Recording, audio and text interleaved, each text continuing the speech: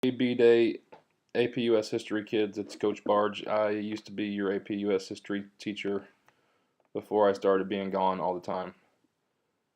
Because of my brother's wedding, the Tavani How to Be a Better Teacher cohort, my district leadership cohort, and football this Friday downtown. We have a football convention.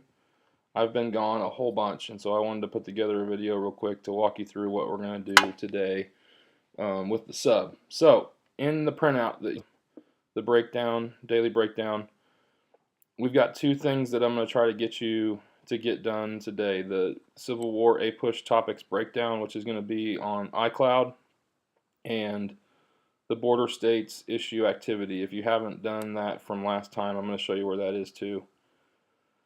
Okay, so here's what we're going to do. The opener is the sub should have a hard copy of the Gettysburg Address, and I want you to read through at least the first. It's broken down so that here I'll just show you. I'll pull it up real quick. It's set up so that there's a bunch of different copies about the Gettysburg Address. Lincoln wrote and rewrote and cut and trimmed a bunch of times, so these are the different copies that we know historically are out there. The Bliss copy is the one that's always used the most. It's the one that's on display in the White House, and that's the one I want you to make sure you read, along with the history, the quick history up here about the importance of the Gettysburg Address. Somewhere in your notes for the day, at the end, just tell me the major so what, who cares, why is it important activity with the Gettysburg Address. Tell me how it's going to change the game during the Civil War, and then turn that in to the sub when you're done with that. So going back to our breakdown for today, there also, with that opener, if you want, there's a bunch of stuff tied to it, but there's a YouTube video that's actually almost an entire documentary that you could watch if you're interested in the Gettysburg Address. And also in the Gilder Lerman activities, you can click on this one here too and learn more about the Gettysburg Address through that too if you were looking to dig deeper. Okay, so that's the opener. If you want to, you can pause me right now, get the opener done, and then come back and listen to the rest of what's going on for the rest of the day. After you get done with the opener, we're going to move on to the practice, and this was posted last time too, but I want to show you where we're headed. You're going to click on this first document is going to be the Civil War Topics Breakdown, and we actually started creating this last year. If you click on it, it's going to go into iCloud, and in this one, all I want you to do is make it better. We're building it over the last couple years. Hopefully this loads for me real quick in here. If not, I can get out and get into the other page. Yeah, there you go. Okay. So in here, you're going to say who you are when you join in. And then as we're working through this, all I want you to do, you can see that this was students from last year. And then my students from A-Day yesterday, like Harper Ross, she added this conflicts over abolition. So you're going to go in and put your name somewhere, pick a topic that you're interested in. Here's another one that was added yesterday during my A-Day by Savannah Moore.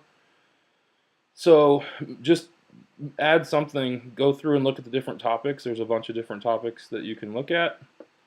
Economics, food supply, population, any of this stuff. And then any link that you can find that could help students better understand whatever the topic is, go in, and your goal is to make it better. If it shows up where you put your name on one of the topics and you make it better, you're going to get participation points for today. And by make it better, you can look at the examples. We're looking about, like paragraph. So 4 to 5 sentences of how can you make one of those topics better for the people that are using this to study. It can be bullets or it can be paragraph style, but make that document better. And when you're done, we're going to go to the second part, so I'll take you back to that. If you look at the second part of the practice for today, it's another iCloud link to an actual keynote about the top 10 battles of the Civil War. Excuse me. And with that one, you're going to do the same thing that you did with the other one, the key topics. Pick one of the battles that you're interested in and make that slide better in some way or another.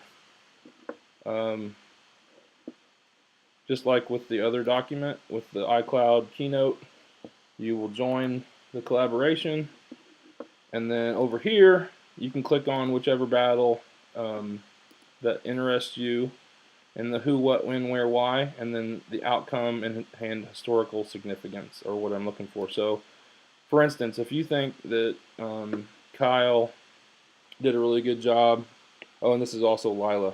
So if Kyle and Lila, if you like what they did here, but you think you want to add a couple things, you could add to this post, or you could create a whole nother slide by clicking on that. And you can create a whole nother slide about that battle if you want to like double up and try to make it even better than it already was. You really can't screw this up. So you just hit Command Z if you want to undo what you did, and keep looking. See, for instance, Harper Ross yesterday added this background of the Battle of Shiloh. So you're going to get participation points for adding to the topic worksheet and this PowerPoint keynote over the top 10 battles of the Civil War. Okay? All right. Next, if you haven't been doing the chapter 16 reading, that's super important that you get that done over the weekend. You could use your time in class to read chapter 16 if you want. All the page numbers are on the printout. Having trouble getting out of this one. Let's close this. And then open that back up. And then I'll go through in Blackboard where everything's at too here in just a second. So once you get opener and the two practice parts done, that's probably, most of the block. Maybe, you should have a little bit of time left at the end. You can get ahead of the game. Down here, there's a link to, in Blackboard, there's a link to a study.com, and what we found out today is that you can watch one battle and then ask you to pay for it. It didn't used to be that way. It used to be free. So if you want to click on the study.com link, and you'll be able to watch a video over one of the battles, and then it's going to ask you to pay for it, and you don't have to do that, obviously. So, but it does give you a chance to look at least one of the battles in a little bit more in depth. Okay, so that's not for points, but if you're interested, you can check that out. Then at the end of the block, if you have time, I would say do this so you don't have homework.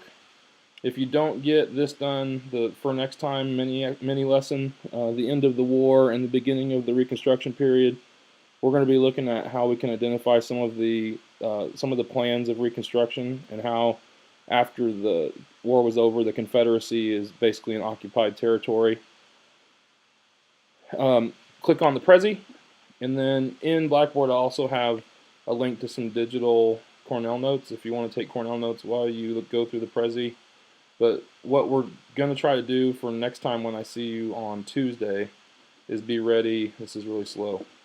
Be ready to talk about anything from the key battles, and then the key topics from the Civil War, and then we're going to talk a little bit more about post-war wrap-up and Reconstruction, and then I've got a movie we're going to watch the next couple days next week about the Lincoln assassination and the trial that follows, that's going to basically put us into the Reconstruction period. So hopefully that helps to be able to have me talk you through it.